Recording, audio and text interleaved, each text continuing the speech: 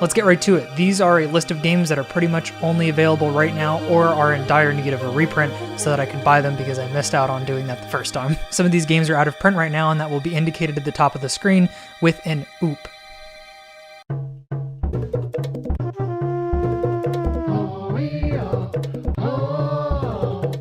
Number 10 is Wingspan. Now, by tradition, it has to be on every top 10 list that I make, so I might as well get it out of the way early. Wingspan has 2 expansions out right now, and they are both essential once you play them for the first time. Not only is it kind of a big pain to separate all the cards between the expansions if you want to separate the base game from the expansions, but they all don't fit into one box. I don't want to carry around 3 boxes with me every time I want to play Wingspans at a friend's place. I'm mentioning this one first because I want to talk about a game that doesn't need a reprint, but I definitely need to mention because of this list, and that is Dominion. I'm sure that you're familiar with it. I've mentioned it in prior videos in passing, and it is your standard deck building game. It doesn't have a theme at all, stuff like that. It's got all this generic stuff, but it's a good game. It's a really, really good game. But the problem is that this game now has 13 expansions. So what did they do? Well, at one point they made this thing called the Dominion Big Box. This included a reprint of the game along with 2 expansions. They came out with this thing called the Big Box 2, which came out with 2 different expansions, a reprint of the game again, 3 sets of promo cards, and if I'm remembering correctly, it expanded the game up to 6 players. Wingspan isn't out of print yet, but it might as well be with how hard it is to get. As soon as the next expansion comes out, because Jamie Stagmeyer, the owner of Stonemaier Games, said that they plan to do an expansion for every continent. Once the next expansion comes out, I would love to see a big box version of Wingspan. Something that fits all of the expansions and maybe a nicer dice roller in there, something like that. I would love to carry around one really large box instead of 3 boxes that are all different sizes. Wingspan already takes up a lot of room whenever I put it in my bag to take to a friend's place or honestly on my board game shelf, so I would like to carry around one big box, and I would love to see Wingspan get a big box edition. Since I already own Wingspan though, I can't really call it number 10 on this list now, can I? So, you're gonna get your bonus game early. Bonus stage! Alright, the bonus game for this video is called Viticulture, or Viticulture. This is a game that I do not own. I'm borrowing this game, but I love it. I wish I could get my hands on this. This is another classic from Stonemaier Games, and it recently placed either number 4 or 5 on Eric Summerer's top 100 board games of all time from the Dice Tower. This board game, according to Eric Summerer, placed about 60 spots higher than Wingspan did. You guys know how much I like Wingspan. If you haven't, go check out the video. One of the things I would love to get my hands on is a copy of the Essential Edition like the one I have here, as well as the Tuscany expansion. This winemaking worker placement game is just really cool, and the theme is spot on. From rotating seasonal grapes to giving vineyard tours, the game just makes a lot of sense. In fact, I actually think that the game is easier because all of the rules very closely adhere to the theme, so it just makes sense. Everything makes sense with the game, and that's why I really like it, and it's on this list because it is pretty difficult to get nowadays. This is an extremely well-crafted game that I think could benefit from some upgraded pieces, but I would love to add it to my collection permanently.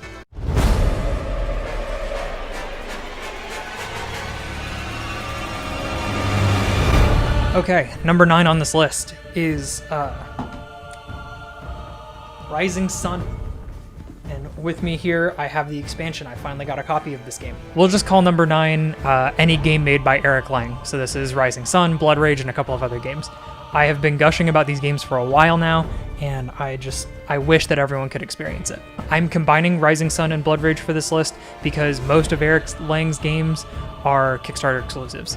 So if you don't back any of his games, you're probably not getting them. If you ever find these games in the wild, please buy them. Trust me on this, you'll probably never see it again. Luckily, Blood Rage is getting a reprint on December 31st of 2020, so if you are watching this video before then, you may be in luck. So number 8 is the first of the games that I do not have that are on this list.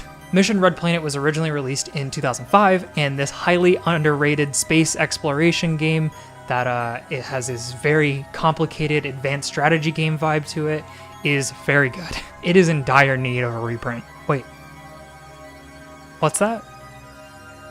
It got one already? When?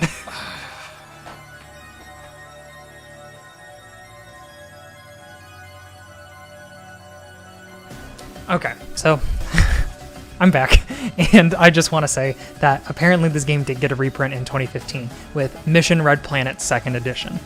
The original is ranked 939 on BoardGameGeek, and the second edition is ranked 259. I think this is highly underrated, so much so that if I were to make a top 10 list of most underrated board games, this would be on it. This is something that I would like to one day get my hands on and possibly review. So now we have number 7, which is Tekenu Obelisk of the Sun. Tekenu is brand new, as in like it just came out. I know review copies are just getting sent out now. Your goal is to build the Ipet, Isut, and the Amun Ra. It currently has a 4 out of 5 difficulty rating on BoardGameGeek right now, with 20% of voters saying it was a 5 out of 5 difficulty. This game looks really hard, but like I said, it is brand new and it has been flying up the ranks faster than probably any strategy board game I've ever seen. Just like regardless of difficulty, it is probably a game that you want to learn because it seems like the payoff is very high.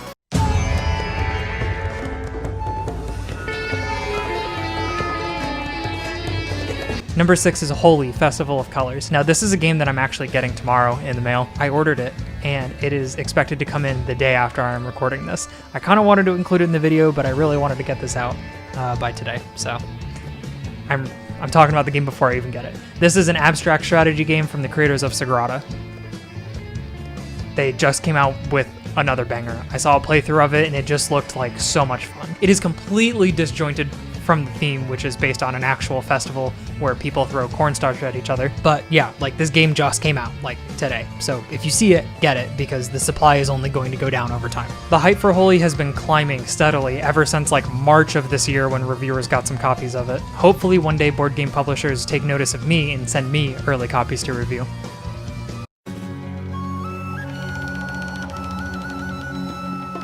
All right. Number 5 is none other than Five Tribes. Bet you didn't see that coming. So I finally got a hold of this game. Like literally this past weekend, I found a copy out in the wild and I got it. This game is in terrible need of a big box because it's just hard as hell to get. You have no idea. Some of these expansions are just, oof.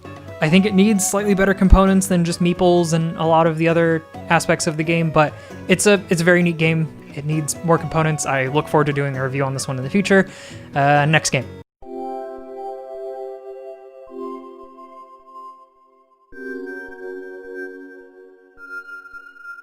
Okay, number 4 is Terraforming Mars. The game itself isn't particularly hard to find. The reason it made this list and why it gets the number 4 spots is because the expansions are really hard to find. You know, much like Five Tribes, it has a notoriously good expansion list, but they're very hard to find, particularly Prelude. Terraforming Mars Prelude is nearly impossible to find. If you find it, I will buy it off of you. No one has it. Not wholesale sellers, not local board game shops, not Amazon, not anyone. This game is in dire need of a reprint. From the somewhat overall low piece quality of the base game, and there being 5 expansions, some of which are absolutely just like the holy grail of board games to find, it really needs one.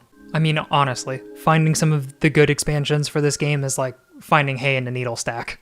Terraforming Mars does have a big box expansion that was released on Kickstarter. It goes for $200, does not include the base game, and includes the 2 worst and most readily accessible expansions out there. It just has some upgraded pieces, and for $200, I would not even look at it. Don't get me wrong, Terraforming Mars is one of my favorite games of all time. I would gladly pay out the fucking ass to get a proper big box expansion for this. If they said, hey, it comes with the base game, it comes with all of the expansions, it has these upgraded pieces, it has stuff like card sleeves for the 8,000 cards that are in this game, I would sink heavy money into this. I easily double of what they're asking already if they just included actually everything. Like, that is not a joke. I have maybe 3 games in my collection I would actually spend serious money on to upgrade, and Terraforming Mars is one of them. I would gladly eat nothing but beans for like a year if it meant I could get something like that. If they reprint Terraforming Mars with all of these things, I will buy it. I will just give my copy to somebody else, and it probably will become my favorite board game. I mean, it really deserves this treatment that I'm talking about. So the last 3 games on this list I don't actually own, which is good because it's fitting for this list. Number 3 is Glory to Rome. Now, this game really subverts how the Roman genre is portrayed. Released in 2005 and set in 64 AD, the Fire of Rome has just happened, and Nero is back at his estate in Antium, and you report directly to him, and you are responsible for restoring glory to Rome. This is a card-based resource management game, and it is probably the holy grail in terms of things that people ask for reprints for all the time. It's never gonna get it. I promise you that. The creator said that he has quote unquote washed his hands of that game and he wants nothing to do with it. People were complaining about the art style of the original game and how it kind of didn't fit the vibe it was giving off, so they eventually released the black box edition. This changed up the art style, the tone of the game, and some other game balancing mechanics, but we don't have to talk about those. The production was absolutely overhauled, and since then the black box edition of Glory to Rome has become an occult game. If you were trying to get a copy right now, it would set you back probably $300 or so. $300 actually would be a good deal for this game. Glory to Rome actually has one of the saddest stories. It was a very early on successful Kickstarter campaign, and the guy who created it kind of got in over his head and promised everybody who backed it free shipping around the world. Now, shipping around the world isn't free by any means. So when the game was supposed to come out and it was getting printed and he was supposed to ship it everywhere and there was no more money coming in because people had already backed it, he had to pay for all of the shipping up front out of pocket for things that he had already owed people, and that bankrupted him. Seriously. When the game blew up and needed to be printed, his game actually getting that much success ruined him. So not only is he probably done with that game, but the odds of it ever getting reprinted or us ever getting something like that ever again are extremely low. Let's pour one out for the creator of Glory to Rome, whose name will be on screen right now because I don't know what it is off the top of my head.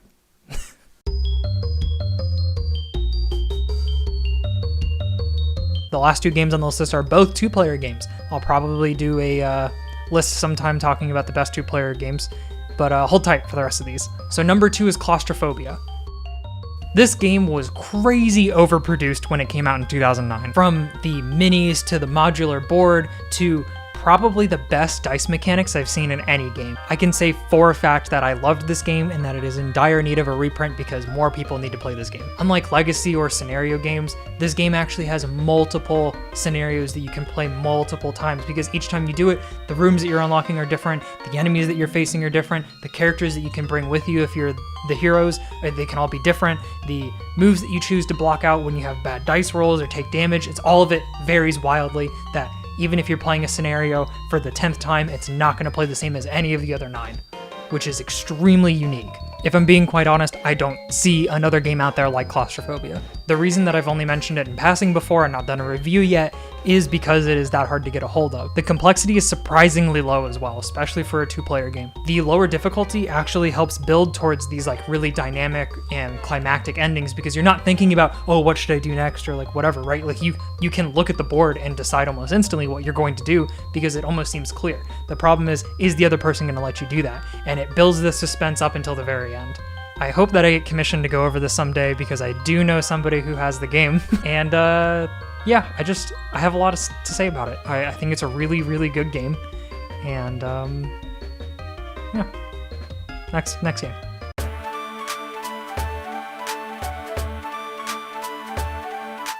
Number 1 is Agricola. Agricola needs a reprint. Period. The piece quality and honestly the art are all lackluster. This is actually the main reason that I think that Agricola doesn't have a theme, to which I've been harassed on Reddit for having this opinion. I feel like it's just a bunch of mechanics with a farming thing that's kind of just thrown onto it. I believe I mentioned that in my Scythe review. Like I said, I made a mistake of posting that opinion to the board game subreddit back in like October, and let's just say I almost didn't include this game on the list because of the absolute pandemonium that ensued. The reply section was not nice to me. I hate Redditors. If you're a Redditor, stop watching this video. The chaos that was in the replies is something I never want to experience again. Ugh. But Agricola actually isn't number 1 on this list. Remember when I said that the last 2 games were 2-player board games? The number 1 game on this list is Agricola All Creatures Big and Small. All Creatures Big and Small is an anagram for ACABs. So that's the actual number 1 on this list. This game is much easier than Agricola and came out a little bit later. All Creatures Big and Small was made for 2 players in particular and focuses almost exclusively on the animal husbandry aspect of the game. Not plows, not crops, not family members, nothing like that before. This is a much shorter game, much easier game, and it condenses a lot of the really good aspects of Agricola. Released 5 years after the original in 2012, this 2-player spin-off is probably one of the best 2-player games of all time. Agricola All Creatures Big and Small is in dire need of a reprint. So that's the list. I hope you enjoyed it and learned some cool stuff about some cool board games that are out there. You should definitely get them if you see them out there in the wild. The comment question for the video is, what game do you want most right now? It doesn't have to be on this list, but with the holidays approaching, it's probably a good idea to visualize things that you want. That way when people ask you, you can come up with an idea, or even a gift idea for somebody else, or a joint gift idea for some other people, maybe a couple that's quarantining. You can get them a 2-player board game, something like that. So I want to know what board games are really on the forefront of your mind right now. Thank you to all of my Ko-fi contributors, but especially Rita for commissioning me for this one. Top 10 lists weren't actually anything that were on the commissions page to begin with, but she had reached out to me and we talked about it, and I'm really glad that we got to come up with something unique like this. If you have a top 10 list or a board game that you'd like me to review, you can find the links to my Board Game Geek account or my Ko-fi account down below in the description. With Ko-fi Gold, you can sign up for monthly contributions, much like Twitch. So if you were used to contributing over there, now that I've pretty much stopped streaming on Twitch, you can continue that habit over here. It'd be a great way to continue your support. And for an extra $5 a month, you can tell me what to make my videos about. If you could subscribe to this channel or share this video with a friend, perhaps for gift ideas or a joint gift idea or something like that, that would be an epic gamer moment and I would really appreciate it. Thanks for watching, and I'll see you guys in the comments section.